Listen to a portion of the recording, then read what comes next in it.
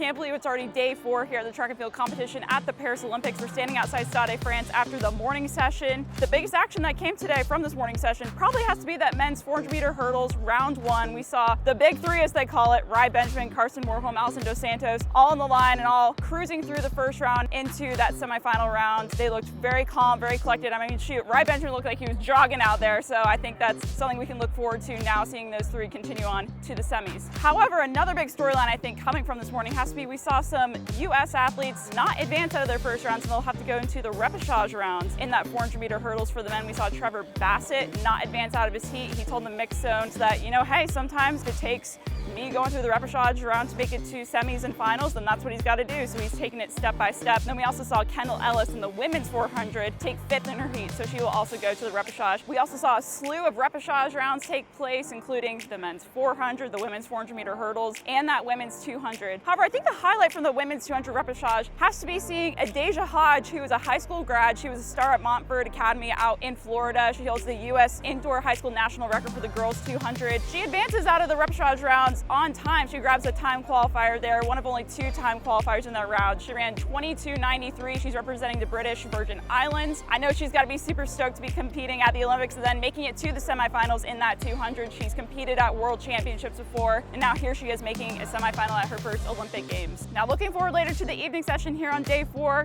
We got a couple of really exciting finals. I know I'm looking forward to that women's 800. I know Juliette Whitaker will be the lone U.S. athlete in there, and then Keely Hodgkinson could look for something really fast there in that final. You're also going to have the women's 5,000 meters, which should be epic after we already saw a men's 10K, one of those distance finals, already be just completely awesome earlier this week. I hope that holds true in the women's 5K, and then we're also going to have the men's 100-meter medal ceremony to end the evening. Obviously, we saw Noah Lyles take that gold in what was a photo finish race. So lots to look forward to today on day 4.